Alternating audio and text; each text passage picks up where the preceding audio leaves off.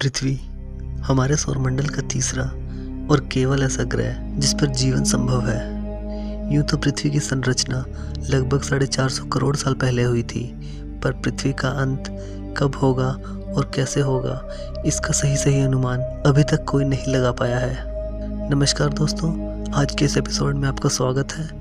आज हम बात करने वाले हैं ऐसी थ्योरीज की जो कि हमें बताएंगी कि पृथ्वी पर जीवन का अंत किस तरह से हो सकता है। यह थ्योरीज 100% सच नहीं है, पर फिर भी यह हमें एक झलक दे सकती है कि पृथ्वी पर जीवन का अंत किस तरह से होगा। तो आज की वीडियो शुरू करते हैं और जानते हैं ऐसे तथ्यों के बारे में जो कि हमें बताएंगे कि पृथ्वी पर जीवन का अंत किस तरह से होगा। क्षुद्र ग्रहों से टकराव। क्षुद्र ग्रह यानी कि एस्टेरॉयड। पहले हम जानेंगे कि क्षुद्र ग्रह क्या होता है और यह ब्रह्मांड में कहां पर है। क्षुद्र ग्रह या एस्टेरॉयड वो पत्थर हैं जो कि ब्रह्मांड में घूम रहे हैं और जो कि हमारे सौर मंडल के ग्रहों की भांति सूर्य की परिक्रमा करते हैं। वैसे तो ये पूरे ब्रह्मांड में है, पर दोस्तों हमारे सौर मंडल में यह मंगल और बृहस्पति ग्रह के बीच में एस्टेरॉयड बेल्ट में पाए जाते हैं और जिसमें करोड़ों एस्टेरॉयड हैं जो सूर्य की परिक्रमा कर रहे हैं।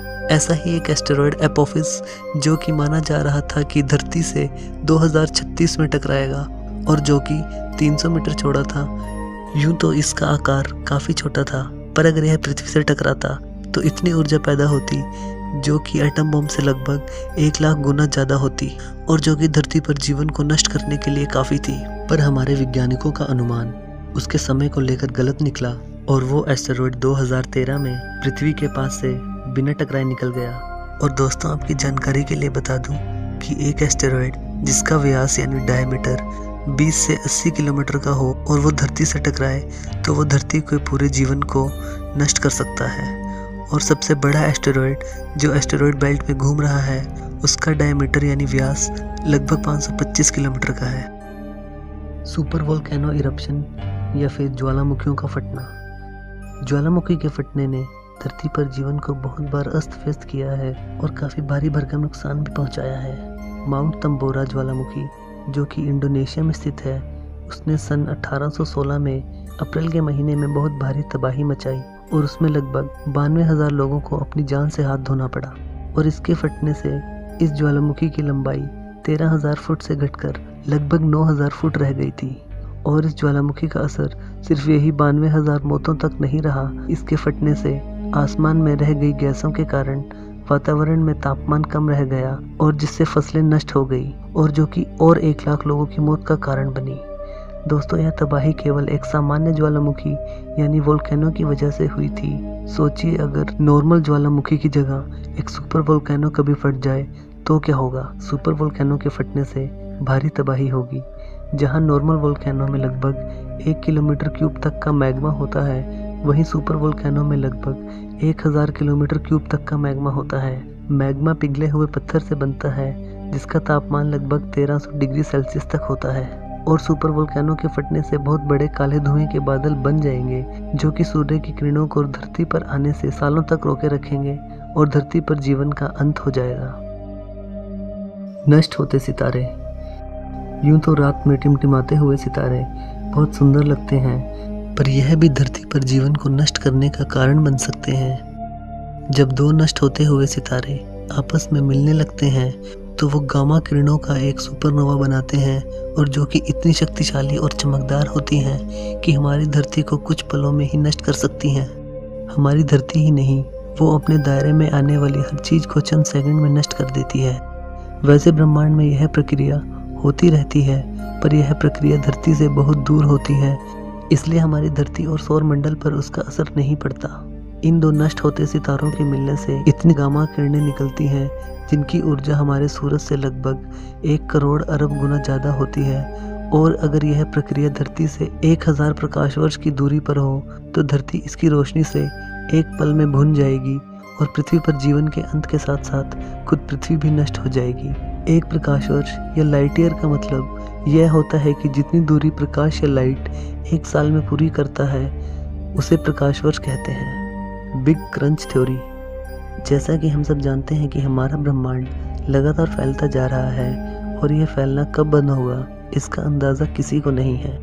पर अगर हम बिग क्रंच थ्योरी के अनुसार चलें तो इस थ्योरी का मानना है कि एक समय ऐसा आएगा जब ब्रह्मांड का फैलना बंद हो जाएगा और उस पॉइंट पर गुरुत्वाकर्षण के कारण पूरा ब्रह्मांड सिकुड़ने लगेगा और सिकुड़ते सिकुड़ते वो एक छोटी सी बिंदु में समा जाएगा और पृथ्वी के साथ साथ पूरा ब्रह्मांड नष्ट हो जाएगा। पर इस क्रिया को होने में अभी बहुत लंबा समय लगेगा, जिस समय का हमें अंदाज़ा भी नहीं है। और जब यह समय आएगा तो यह प्रक्रिया भी इतनी जल्दी होगी कि इससे बचा नहीं जा सकेगा और यह संसार खत्म होने के बाद एक नई दुनिया शुरू होगी और ब्रह्मांड की यह बनने और नष्ट होने की प्रक्रिया हमेशा ऐसे ही चलती रहेगी। पर दोस्तों, इस थ्योरी के विपरीत एक और थ्योरी भी दी जाती है जिसे हीट डेथ के नाम से जाना जाता है।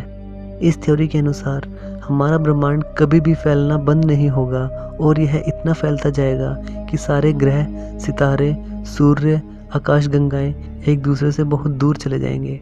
और अगर ऐसा हुआ तो हमारी पृथ्वी पर जीवन संभव नहीं हो पाएगा, क्योंकि सितारों और सूरज के दूर जाने की वजह से हमारी पृथ्वी और हमें पर्याप्त गर्मी यानी ऊर्जा नहीं मिल पाएगी और जीवन का अंत हो जाएगा।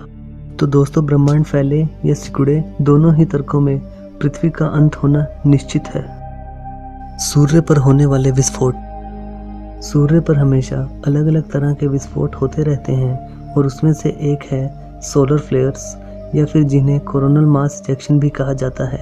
ये ऐसे चुंबकीय विस्फोट हैं जिनके कारण उपपरमाणिक कण या सब एटॉमिक पार्टिकल्स धरती पर पहुंच जाते हैं और जो कि हमारे कम्युनिकेशन सिस्टम को बंद कर सकते हैं और हमारे ग्रह की सारी बिजली और टेक्नोलॉजी को ठप कर सकते हैं। यह सारा काम इन विस्फोटों से निकले उपपरमाणिक कण या सब एटॉमिक पार्टिकल्स करते हैं, जो कि सूर्य से निकलकर पृथ्वी की तरफ लगभग 64 लाख किलोमीटर प्रति घंटे की रफ्तार से आते हैं। यूं तो ये हमेशा सूर्य से निकलते रहते हैं, पर हमारी धरती का चुंबकीय क्षेत्र हमें इनसे बचाता आया है। पर अगर कोई सोलर फ्लेयर ज़्यादा शक्ति का हुआ तो वह पृथ्वी पर भारी तबाही मचा सकता है। वह हमारे पूरे कम्युनिकेशन सिस्टम को बंद कर सकता है और हमारी पूरी टेक्नोलॉजी को ठप कर सकता है, और जिसके कारण हमारे पूरे ग्रह पर हमेशा के लिए अंधेरा छा जाएगा और हमारा ग्रह धीरे धीरे मौत की आगोश में अग्रसर होता रहेगा। इन विस्फोटों से निकलने वाली आवाज़ जो कि रिकॉर्ड की गई है वो कुछ ऐसी है।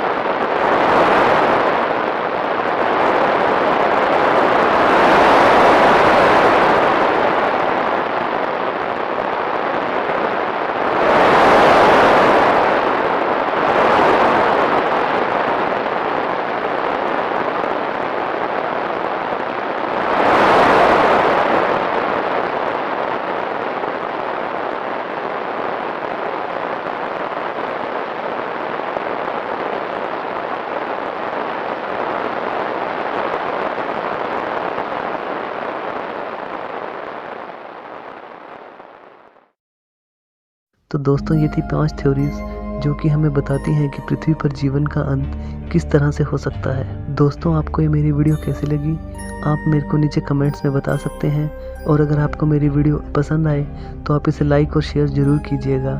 अगली बार एक ऐसी ही रोचक वीडियो लेकर आऊँगा। तब तक के लिए धन्यवाद।